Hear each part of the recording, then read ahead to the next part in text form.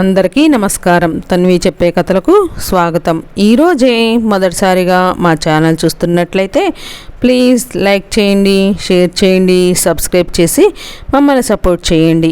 ఈరోజు బుధవారం. ఈ బుధవారం రోజున అయ్యప్ప స్వామికి సంబంధించిన ఈ కథను విన్నా, చదివినా, చెప్పినా, వినిపించినా సకల దోషాలు పోతాయి, కోటి జన్మల పుణ్యం లభిస్తుంది, అష్టైశ్వర్యాలు కలుగుతాయి. మరి ఆ కథ ఏంటో ఇప్పుడు మనం ఈ వీడియోలో తెలుసుకుందాం. అమృతం కొరకు దేవతలు, రాక్షసులు కలిసి క్షీరసాగరమును మందర పర్వతమును కవ్వంగా చేసి వాసుకి అని సర్పమును తాడుగా చేసి మదించు సమయమున ముందుగా ఉద్భవించిన హాలాహలముగాంచి భయాభ్రాంతులై అందరూ పరుగులు తీస్తుండగా అది చూసిన పరమేశ్వరుడు హాలాహలమును మృంగి ఆ వేడిని తట్టుకోలేక తన కంఠమందు బంధించి గరళ కంఠుడై వెడలను. అందులకు సంతోషించిన దేవదానవులు మరలా క్షీరసాగరమును మదించగా అమృత బండము లభించినది. ఆ అమృతమును గూర్చి దేవదానవులు వాదులాడుకొనుచు యుద్ధమునకు సిద్ధము కాగా జగన్మాత ఆదేశం మేరకు శ్రీ మహావిష్ణువు అతిలోక సౌందర్యవంతురాలైన జగన్మోహిని అవతారమున ప్రత్యక్షమై రాక్షసుల్ని మాయామోహమున బంధించి అమృత భాండమును దేవతలకు అందించి విడులుచుండగా ఆ అతిలోక సుందరి మోహిని రూపలావణ్యమును గాంచిన పరమేశ్వరుడు జగన్మాయలీలను గ్రహించిన వాడే మోహము నొందెను. మోహిని గాఢంగా వయ్యారమూలకబోసి పరవేశనుగాంచి ఆదమరిచి కవ్వించెను.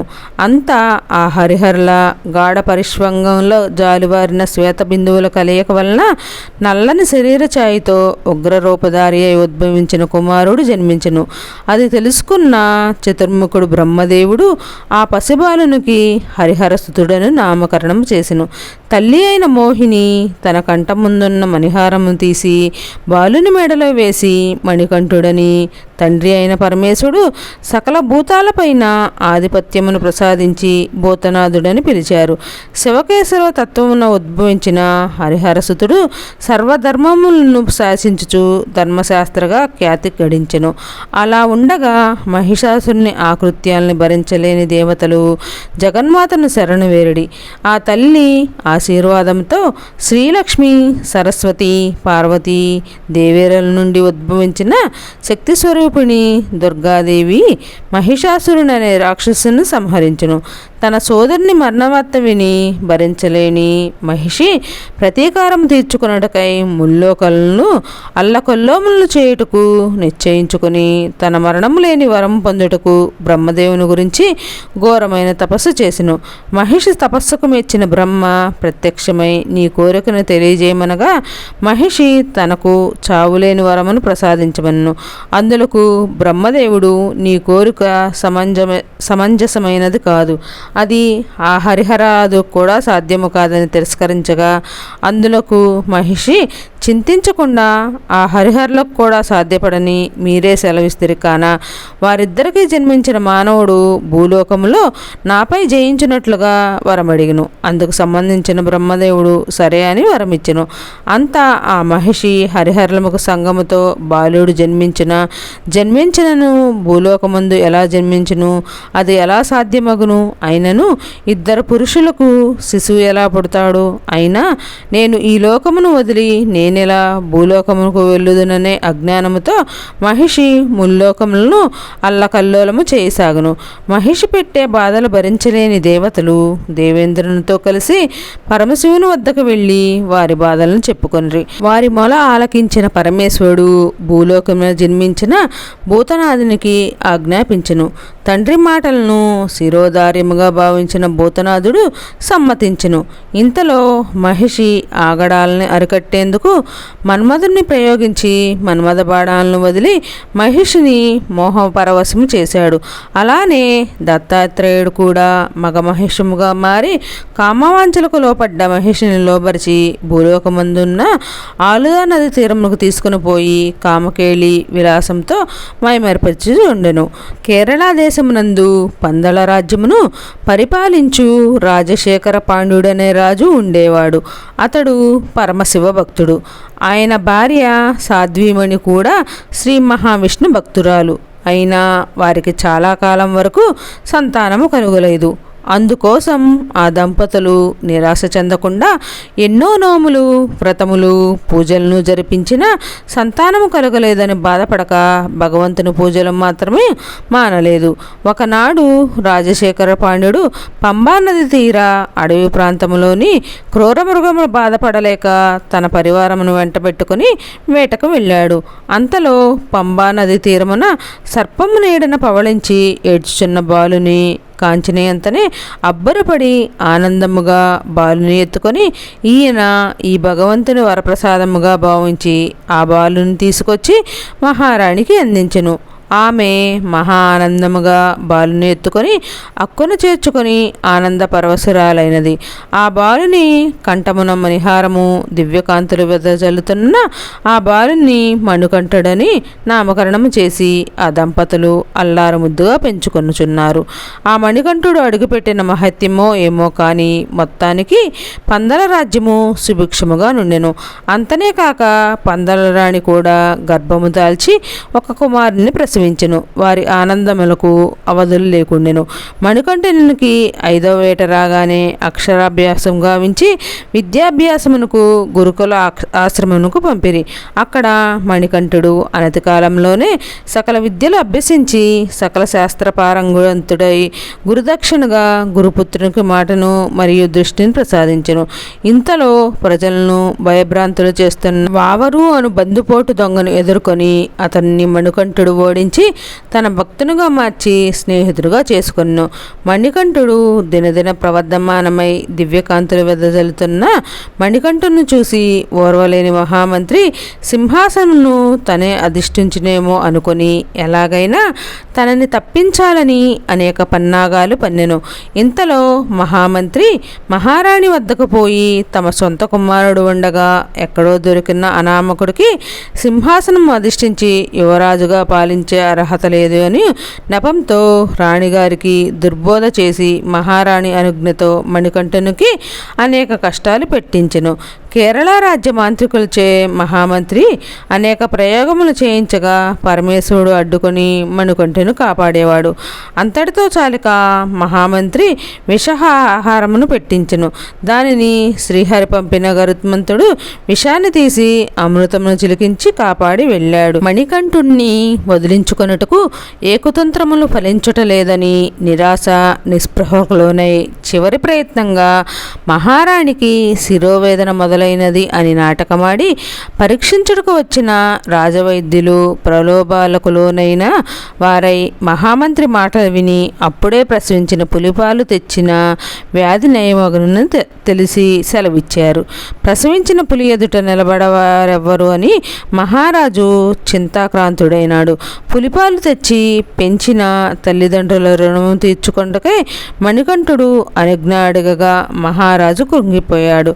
పట్టువదలని మణికంఠుడు మరీ మరీ బ్రతిమాలి అడగగా మహారాజు అనుజ్ఞ ఇవ్వక తప్పలేదు.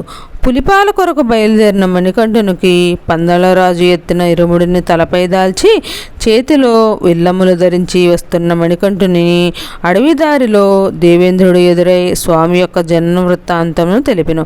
మహిషి ఆగడాలు మితిమీరిపోయాయి.